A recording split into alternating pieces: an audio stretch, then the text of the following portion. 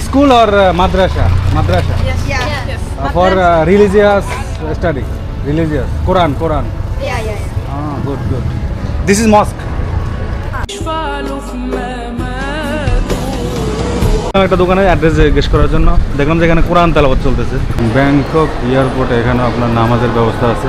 আমাদের শৈশবের কথা মনে করে দিয়েছে। আইসক্রিমের দোকানে ভিড় লাগছে। এখানে যে নামাজের টাইমের বর্ণনা দেওয়া আছে। এই ট্রাক ড্রাইভাররা সবসময় হলো ঔদ্ধত্যপূর্ণ আচরণ করে। এখানে একটা মোটরসাইকেল আসতেছিল, হুট করে গলির ভিতর দিয়ে বের হয়ে গেছে। পুরো রাস্তা ব্লক করে ফেলেছে এই ট্রাক ড্রাইভার, অসভ্য। এই মহিলা গালাল গেছে, এই মহিলা মোটরসাইকেল এই ট্রাকের নিচে পড়ে গেছে। দেখেন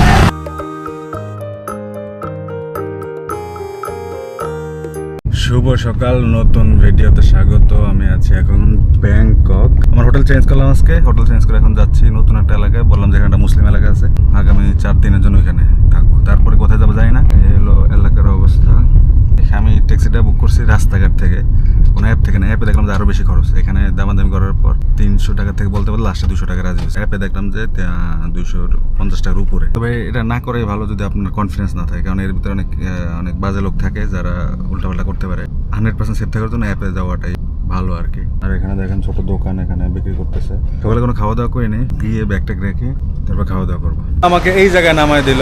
এলাকার অবস্থা থেকে এরকম।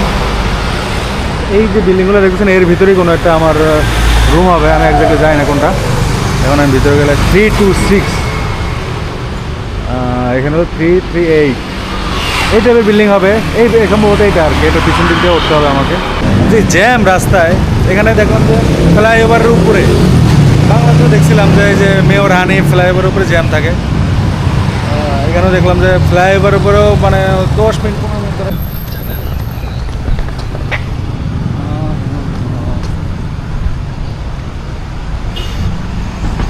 বলছিলাম এটা পুরো মুসলিম এলাকায় যে দোকানে ঢুকলাম, একটা দোকানে অ্যাড্রেস জিজ্ঞেস করার জন্য দেখলাম যে এখানে কোরআন তেলাওয়াত চলতেছে। ভিতরে যারা আছে দেখলাম যে হিজাব পরা, বাচ্চা মেয়ে ছিল হিজাব পরা, আর একটা ভদ্রলোক ছিল, সম্ভবত মেয়েটার বাবা হবে। যেহেতু মুসলিম পরিবার আমি ওখানে ভিডিও করিনি। ওরা বলো যে নেক্সট ডোর, আমি শিওর না, সম্ভবত এইটা আর কি। হোটেলের ভিতরে জিনিসপত্র রাখলাম। হোটেলটা তো আমারই পছন্দ হয়নি মোটামুটি, মানে আর কি, মানে সস্তা হওয়ার কারণে এত কোয়ালিটি এত ভালো না, চলে আর কি। পুরো হোটেলে অনেকগুলো রুম, মাত্র 2টা রুম এসি আছে। যাই হোক, তা আমারটা নন এসি আছে। দেখলাম যে ফ্যান্টেন আছে, মোটামুটি এত কষ্ট হচ্ছে না আর কি। কিছুক্ষণ বসেছিলাম। এখন গুগল ম্যাপে সার্চ করলাম আশেপাশে কী কী খাবার আছে। দেখলাম যে একটা মুসলিম রেস্টুরেন্ট পাইছি, হালাল রেস্টুরেন্ট প্লাস হল গরুর মাংস, ঝাল তরকারি বা ভাত, এরকম জিনিসপত্র অ্যাভেলেবেল আছে। তো এটা থেকে একটা কিউরিয়াস জাগলো, এবং এখান থেকে মাত্র 170 মিটার দূরত্বে আমার একদম হোটেল থেকে। তো দেখে আসি কেমন টেস্ট হয়। গুগলেও দেখলাম যে ব্যাপক রিভিউ, মানে মোটামুটি নয়েজি এলাকা। তবে দেখলাম যে রুমের ভিতরে কোনো নয়েজ নাই, নিরিবিলি। এখানে ছোটো ছোটো দোকানপাট, একদম একটা মফস্বল অঞ্চল বলতে পারেন। ব্যাংককের ভিতরেই, এয়ারপোর্ট থেকে বেশি দূর নেই এলাকা, খুবই মফস্বল অঞ্চল আর কি। এখানে ট্যুরিজম নাই। এখানে আসার অন্যতম কারণ হলো এখানে লোকাল লাইফটা এক্সপ্লোর করা যাবে, আর এখানে আপনি সব কিছু অরিজিনাল পাবেন। আপনি ট্যুরিস্টি এলাকায় বোঝা যায় না আসলে রিয়েল লাইফ। কারণ এখানে ডাবের দাম 25 টাকা, যেটা আমরা ব্যাংককে দেখতেছিলাম সর্বনিম্ন 50 টাকা। ব্যাংকক বলতে ছিলাম আর কি, ব্যাংককের সেন্ট্রাল এরিয়াতে। ওয়ারবা হোটেল, ওয়ারবা। Okay, thank you. কাপন ঘাপ। এখানে একটা হোটেল পাইছি, এই যে ওয়ারবা।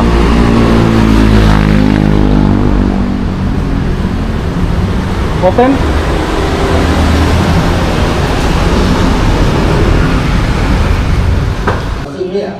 ল্যাঙ্গুয়েজ কমিউনিকেশন গ্যাপ আছে। এখানে দেখেন সব থাই ভাষায় লেখা, কোনো ইংলিশ নাই। পরে ট্রান্সলেটর করে বুঝাইছি। পরে আমাকে এখানে বিফ আর হইলো এই যে রাইস দেওয়া গেছে, সাথে ডিম। কম্বিনেশনটা ঠিকঠাক আছে। আর এখানে পেপসি নিছি। এখানে দেখেন একটা সম্ভবত কোনো মাদ্রাসা টাইপের কিছু হবে, মসজিদ মাদ্রাসা আছে অ্যাভেলেবেল। এখানে দেখলাম খাওয়া দাওয়া ঠিকঠাক ছিল, তবে এটা লোকাল টেস্ট আর কি। আমরা যে ধরনের টেস্ট খাইতে অভ্যস্ত ওরকম টেস্ট ছিল না। তো হ্যাঁ, বিফ হিসেবে পর্যাপ্ত পরিমাণ বিফ ছিল। 105 টাকা নিল পেপসি সহ আর কি, 120 টাকা হয়েছে।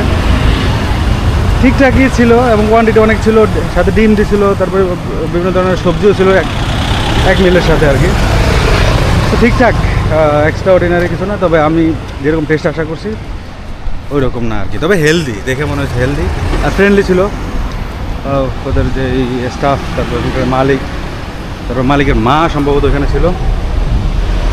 কিন্তু সমস্যা হলো এখানে একটা লাইন ইংলিশ কেউ বোঝে না। তা আমার ধারণা এটা নিয়ে আমার একটু সাফারি করতে হবে এখানে। আমরা একটা রেল ক্রসিংয়ে দাঁড়াইছি, এখানে রেল ক্রসিং সব বন্ধ হয়ে গেছে, সব গাড়ি ঘোড়া দাঁড়াইছে পাশে।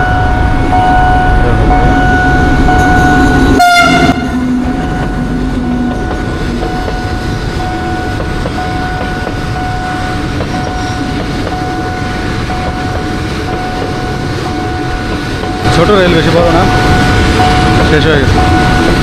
দেখেন রেল যাওয়ার সাথে সাথে মনে হচ্ছে টান, লাইট জ্বলা লাগি।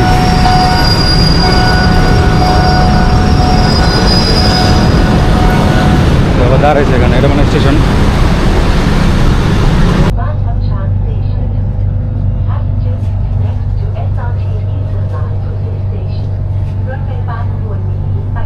এয়ারপোর্টের কানেক্টিং যে মেট্রো স্টেশন লাইন, ওটা দিয়ে আসলাম এয়ারপোর্টে।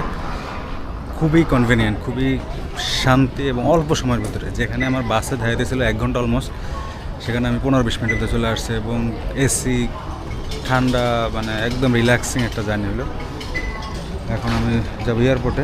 জানেন আপনারা, আমি এখানে একবার আসছিলাম, এই যে ওই যে নিচ থেকে ওখানে এক্সচেঞ্জ করছিলাম। আমার প্রচণ্ড পানি পিপাসা লাগছে, দেখ এখান থেকে কিছু একটা ক্রয় করি, তারপরে যাবো উপরের দিকে। আজকে আসবে কিছু স্পেশাল গেস্ট, তাদেরকে রিসিভ করাটাই আমার উদ্দেশ্যের জন্য এয়ারপোর্টে আসছে। ব্যাংকক এয়ারপোর্টে এখানে আপনার নামাজের ব্যবস্থা আছে, খুব চমৎকার সিস্টেম এখানে করা হয়েছে।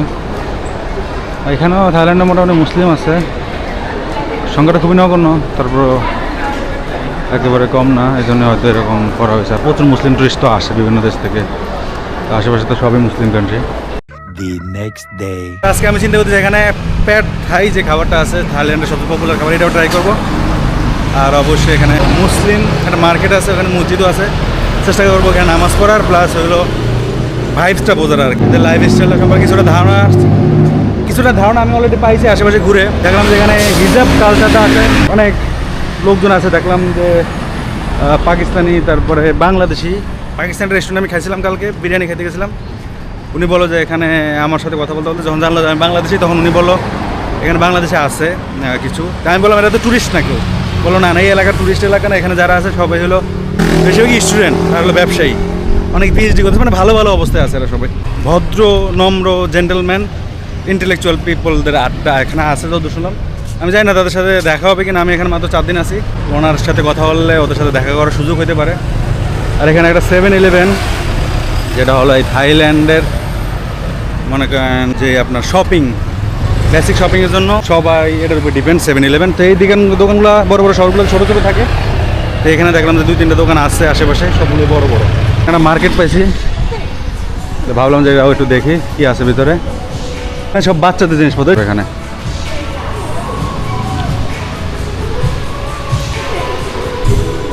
তারা মফস্বল অঞ্চল, মফস্বল বলতে এটা অবশ্যই রাজধানী, থাইল্যান্ডের রাজধানী, কিন্তু এরিয়াটা একটু ব্যাকওয়ার্ডে। তো সব বাচ্চাদের জিনিসপত্র, তেমন ইন্টারেস্টিং কিছু দেখতেছি না। আমরা এখান থেকে মুভ করি।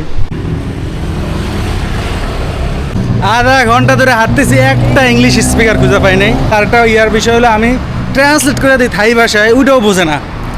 মানে এখানে প্রচুর মিয়ানমারের লোক, বার্মার লোক আর কি, আমাদের নেইবার বার্মা।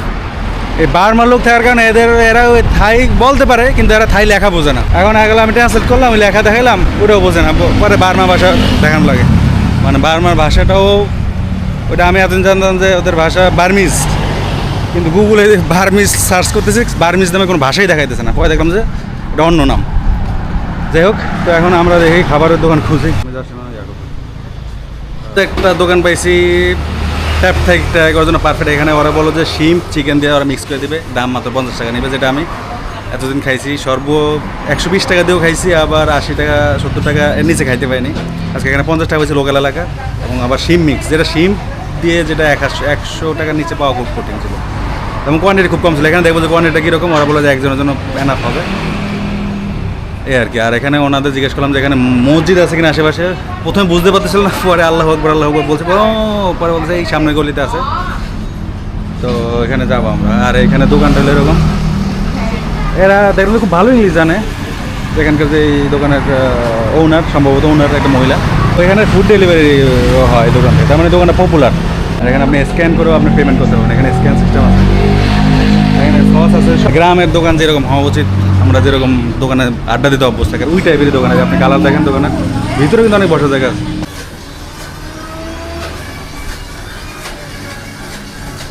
ফটোকপির দোকানে আসছে, এখানে হইলো ফটোকপি পার পেজ 5 টাকা করে নিছে, আর হইলো কালার করলে 15 টাকা। সেনগেনের ফটো কপি ছিল আমাদের কাছে, ছবি ওদের কাছে মেইল করে দিয়েছিলাম, সেই মেইল থেকে ওরা ছবি বের করছে 6 কপি 130 বাত নিল।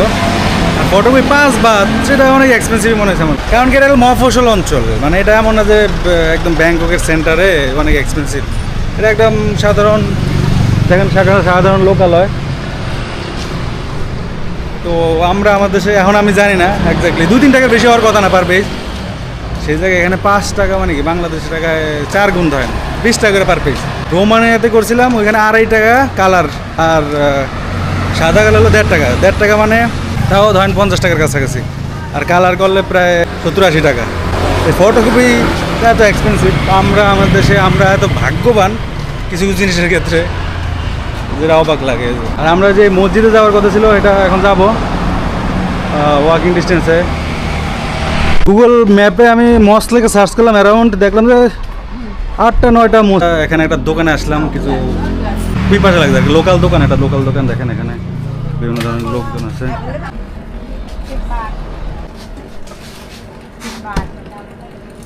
6 baht. 10 baht 11 11 10 baht. 21 10 baht ও অনলি ওয়ান। তো আমরা একদম মস্কের সামনে চলে আসছি। এখানে আমার ধারণা এদের এখানে ধর্মীয় যে শিক্ষা সেটার ব্যবস্থা এখানে আছে।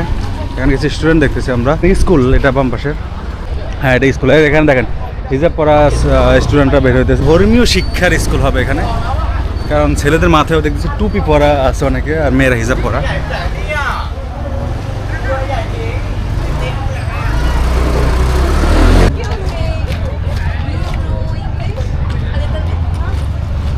Okay, this is school or madrasa? Madrasa. Yes. Yes. For religious study, religious. Quran. Yeah. Ah, good. This is mosque. Mosque. For women we can pray. Yeah. Allahu Akbar. Women. Yeah. Like this, huh? Okay. Thank you. বাচ্চারা এরা এখানে সম্ভবত এখানে ধর্মীয় শিক্ষা, আমি 100% sure না, কিন্তু ওদের কথা শুনে যেটা বুঝলাম, লিটল বিট ইংলিশ জানে বললো, যেহেতু ওরা পড়াশোনা করে। আমার মনে হয় মাদ্রাসা টাইপের এডুকেশন হবে এখানে। আর এখানে মস্ক দেখতেছি,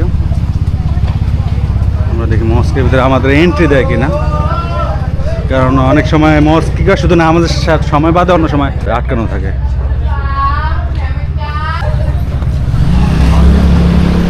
আসসালামু আলাইকুম। নামাজ তো এখানে মসজিদের যাই না, খাদেম হইতে পারে, ইমাম হইতে পারে, দোতলায় নামাজের ব্যবস্থা আছে, কিন্তু এখন নামাজের সময় না। তারপর আমাদের কাজা নামাজটা এখানে পড়ার সুযোগ আছে। টিপিক্যাল মসজিদ থেকে একটু হয়তো ডিজাইন ভিন্ন, তবে খুব একটা ভিন্ন না। এখানে কিছু বই দেখতেছি, ইসলামিক বই, দেখি এগুলো কি ভাষায় লেখা। এখানে থাই ভাষায়, আবার আরবি ভাষা তো দেখতেছি, আরবি ভাষা তো কমন। আর এখানে আমার মনে হয় বাচ্চাদের সকালবেলা আমাদের যে মক্তব যে ব্যাপারটা আর কি, মক্তবের মতো কোনো সিস্টেম থাকতে পারে। এখানে হোয়াইট বোর্ড দেখতেছি, এখানে থাই ভাষা লেখা, ভাষা শিক্ষা বা ধর্মীয় শিক্ষা দেওয়ার ব্যবস্থা থাকতে পারে। এখানে যে নামাজের টাইমের বর্ণনা দেওয়া আছে। তো কেউ ইংলিশ স্পিকার খুঁজে পাচ্ছে না যে এখানকার মুসলিমদের লাইফটা কীরকম ইন্ট্রোডিউস করার মতো লোকাল কাউকে আমি খুঁজে পাচ্ছি না। তবে এখানে আমি আশেপাশে ঘুরে যেটা বুঝলাম, আর হলো এখানকার ইংল্যান্ডও যেটা দেখলাম, যে এরা সমৃদ্ধ, এদের ধর্ম চর্চা নিয়ে এই দেশে কোনো ধরনের কোনো প্রতিবন্ধকতা নাই। আগে হয়তো ছিল, এখন বর্তমানে নাই। এরা দেখলাম খুব কনফিডেন্টলি চলাফেরা করতেছে। ইন্দোনেশিয়ান যে স্টাইল আর কি, ইন্দোনেশিয়ান যে আপনারা হিজাব পরে বা যে কালচারটা, এটা অনেকটাই এখানে আমি সেমভাবে দেখতে পাচ্ছি। এবং এদের ধর্মচর্চা এবং কমিউনিটি খুব স্ট্রং। এখানে না শুধু, আমি ব্যাংককের বিভিন্ন জায়গায় দেখলাম আর কি।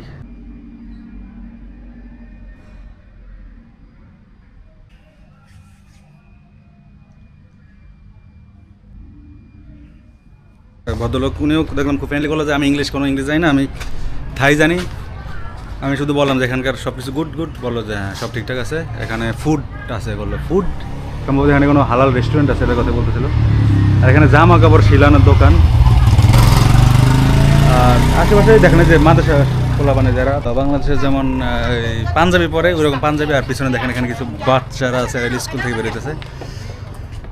ফ্রেন্ডলি পরিবেশ, আর এরা খুব কনফিডেন্ট, এদের পোশাক নিয়ে এরা দেখলাম যে খুব উচ্ছ্বসিত, পড়াশোনা করতে আসছে আবার বাসায় যাচ্ছে। যেই শৈশবের যেই দিনগুলো, এখানে দেখেন কিছু বাচ্চা খেলাধুলা করছে, সম্ভবত এখানে বাইক রাখার জায়গা।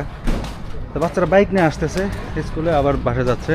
অনেক আছে, অনেক দূর থেকে আসে, সম্ভবত শহরের বাইরে থেকে অনেক আসতে পারে। আমরা এই মসজিদের ঠিক পিছন সাইডে আসছে, এইখানে এই যে এটা দেখতেছি যে একটা প্রতিষ্ঠান, স্কুল বলেন বা ধর্মীয় প্রতিষ্ঠান বলেন না, আমার মনে হয় নর্মালি স্কুলে এরকম ড্রেস কোড হবে, যেটা হলো পুরোপুরি ধর্মীয় ড্রেস, হিজাব কোড। এটা সাধারণ স্কুলে হওয়ার কথা না, তা আমার ধারণা এটা কোনো ধর্মীয় স্টাইলেই কোনো শিক্ষা প্রতিষ্ঠান। আমাদের শৈশবের কথা মনে করে দিচ্ছে। আইসক্রিমের দোকানে ভিড় লাগছে, আইসক্রিমের দাম কত আমরা দেখি, 15 আর 10। বাচ্চাদের উচ্ছ্বাস দেখে আমাদের সেই শৈশবকালের যে স্মৃতি সেটা মনে করে দিচ্ছে। When the wood meat,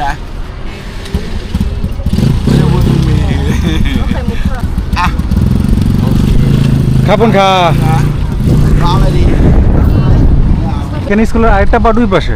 ও ওইখানে দেখেন টুপি পরা বাচ্চারা আছে, বিশাল বিল্ডিং এখানে। আমি জানি না এগুলো সরকারি প্রতিষ্ঠান নাকি প্রাইভেট হবে। থাইল্যান্ডের এডুকেশন সম্পর্কে আমার কোনো ধারণা নেই, তবে এদের এডুকেশনের মান যে ওয়ার্ল্ড স্ট্যান্ডার্ড সেটা শিওর, কারণ মালয়েশিয়া, তারপর সিঙ্গাপুর তো পৃথিবীর মানে শীর্ষ কাতারে এদের এডুকেশন। কোরিয়া, যেহেতু এগুলো এদের প্রতিবেশী দেশ, সেই হিসেবে আমার মনে হয় এখানকার স্ট্যান্ডার্ড ওই রকমই হবে। আমার মনে হয় এখানে মাদ্রাসার যেই বা ধর্মীয় স্টাডি হইলো, এরা একদম মেইন স্ট্রিমের সাথে, বাংলাদেশে যেমন কমই মাদ্রাসা, তো এরা মেইন স্ট্রিম মিশতে এদের অনেক সমস্যা হয় চাকরির ক্ষেত্রে। আর মাদ্রাসার পোলাপান কিছু কিছু স্পেসিফিক শিক্ষা প্রতিষ্ঠান বাদে কিন্তু এরা এতটা ভালো করতে পারতেছে না। আমার যতদিন আমি বাংলাদেশ ছিলাম, যেটা আমার মনে হয়েছে আর কি, এখন হয়তো কতটা চেঞ্জ হয়ে যায় না। দেখতেছেন এখানে হলো ডিম, চাল, মুদির দোকান টাইপের, তবে খুবই সীমিত জিনিসপত্র আর কি, দামও মোটামুটি সস্তা। মানে একটা ভদ্র মহিলা হলো ডিম বিক্রি করতেছে, চাল বিক্রি করতেছে, আরও ওয়াশিং পাউডার। এখানে চাল দেখলাম যে অন্যান্য মার্কেট থেকে দাম অনেক কম, 25 টাকা আর কি, 25 টাকা মানে আমার কাছে কমই মনে হয়েছে আর কি। তুলনা বাংলাদেশে যেন 100 টাকা 80 টাকা, কোয়ালিটির উপরে আরও বেশি দামেরও আছে, 45 টাকা আছে। তা আমাদের হলো কিচেন নাইকা, আমরা বললাম যে আপনি কি আমাদের, আমি চাউল কিনতে পারি কিন্তু আপনি আমাদের কুক করে দিতে পারবেন, আমার বাসা তো একটু দূরে। পরে এটা নিয়ে অনেক কথা বলার পরে বলতেছে যে আমি হ্যাঁ কুক করে দেবো, আমি বাসায় যখন যাবো সন্ধ্যা থেকে বাসায় যাবো, সন্ধ্যা থেকে বাসা থেকে কুক করে নিয়ে আসবো। পরে আমি বললাম যে তাহলে আমার 10টা ডিম লাগবে, ডিমগুলোও তুই বা আপনি যেটি হোক আপনি অমলেট করে নিয়ে আসেন, পসিবল যদি আপনার যদি এক্সট্রা কিছু চান আপনি দিতেছেন। বলছে আপনি আগে কিনেন, কেনার পরে আমি করে আনবো। উনি আমি বলছি যে আমি যদি এক্সট্রা পেমেন্টের দরকার সেটাও দেবো, কিন্তু সেটা নিয়ে সে কোনো কথাই বলে নাই। বলে যে এখানে দোকানে যা দাম সেটা আপনি দেন। খুবই আন্তরিক, কমিউনিকেট করতে গিয়ে শুধু ট্রান্সলেট দিয়ে দিয়ে দিয়ে দিয়ে কতবার যে ইয়ে করলাম, তবে সে সর্বোচ্চ যে হেল্পটা করা সেটা করছে। সেও একজন হিজাবি নারী, হিজাবি নন হিজাবি আমার কাছে কোনো বড় ইস্যু না। এই জন্য আমি ওই দোকানের ভিতরে কোনো ভিডিও করি না, কারণ এরা যারা বিশেষ করে ধার্মিক, এরা এইসব ভিডিও এরা খুব একটা পছন্দ করে না। ফলের দোকান আছে, আমি দেখি অনেক ফল পাওয়া যায় কিনা। ইউরোপে যেটা আমরা সুপার শপ থেকে সব কিছু কেনার চেষ্টা করি, আর সুপার শপে সবচেয়ে কম দাম থাকে। দেখেন 3.11 বিশাল বড় সুপার শপ, যেটা আমিও ভাবতাম যে এখানে মানে সবচেয়ে কম দাম, তবে আশেপাশে ঘুরে যেটা বুঝলাম যে সুপার শপ থেকে এখানে যে লোকাল বাজার, যেখানে খোলা বাজার থাকে আর কি, বা ছোটো মুদি দোকান, সব জায়গায় দেখলাম যে দাম আরও কম বা কনভিনিয়েন্ট বলতে পারেন আর কি। যেমন এখানে ফলের দোকান, এইসব সুপার শপে আমি ফল দেখিনি, দুই একটা হাতে কোনো ফল প্যাকেট করে, কলা এখানে দেখলাম কলাও প্যাকেট করে বিক্রি করে, এবং দামও দেখলাম যে ভালোই দাম। এখানে আমি একটু ফলের দোকান এখানে একটু ট্রাই করে দেখে, এখানে কমলা আছে, আম আছে। English okay, mango how much kilogram? 40 baht. 40 baht 1 kilo. Yes. 1 kilo piece how many? 4, 5? About 3 3 or or 4? Okay, give me 4. Same size. Then we'll see.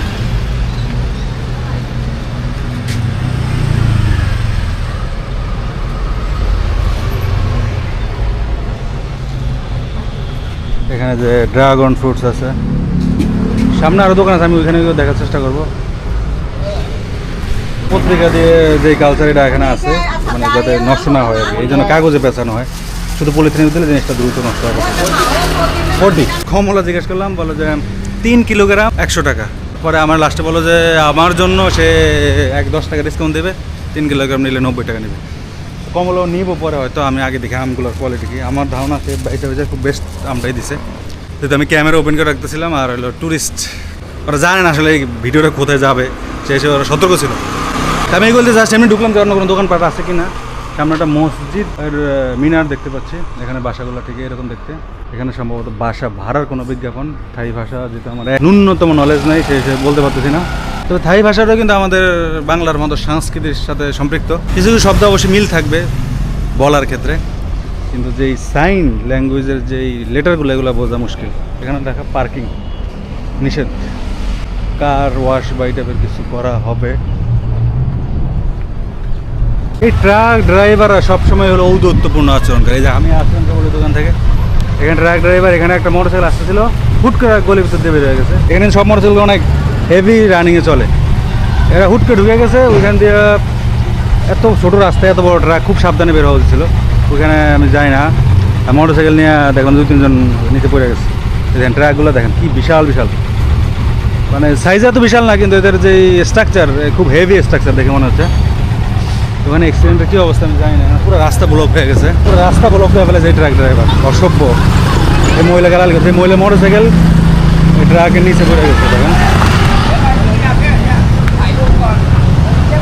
এইরকম ঔদ্ধত্যপূর্ণ মহিলাও খুব, মানে অ্যাক্সিডেন্ট হয়েছে কিন্তু উনিও খুব হইচই করতেছে। ওখানে আমার যে পুরো রাস্তা ব্লক হয়ে গেছে, এখন মোটরসাইকেল সরাই নেওয়া হয়েছে। আমি খুব ভয় পেয়ে গেছিলাম, হঠাৎ করে ট্রাকটা আসলে ঠাস করে একটা শব্দ হলো। এখন আমি বাসা দিকে যাচ্ছি। এই হলো এখানকার এই যে স্মল টাউনের জীবনযাপন, খুব ন্যারো রোড। আর দেখেন সব মোটরসাইকেলগুলো রাফ অ্যান্ড টাফ চালায়, কোনো একটু ফাঁকা পাইলে ওইখান দিয়ে দৌড়। এখন এখানে আসলে ট্রাকওয়ালার দোষ না মোটরসাইকেলের দোষ আমি জানি না, তবে এখানে মোটরসাইকেল রাফ চালায়। ট্রাকগুলোর উচিত ছিল যে এখানে খুব স্লোলি ক্রস করা। বানানা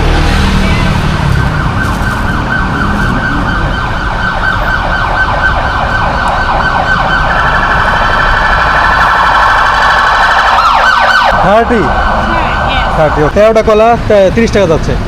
আমার মনে হয় সুপার শপ থেকে অনেক কমে পেয়েছে। সুপার শপে তো একটা কলা প্যাকেট করে জাঁকজমক করে বিক্রি করে, সেই জন্য মানে দাম এই জন্য বাড়ে। আমরা লোকাল একটা দোকান থেকে নিতেছি, 30 টাকায় এতগুলো কলা পাচ্ছি। এবং খুব দেখতে বলছে এগুলো একদম পিওর, এগুলো কোনো চাষের না। চাষেগুলো একটু সাইজ বড় থাকে, ছোটো ছোটো সাইজ।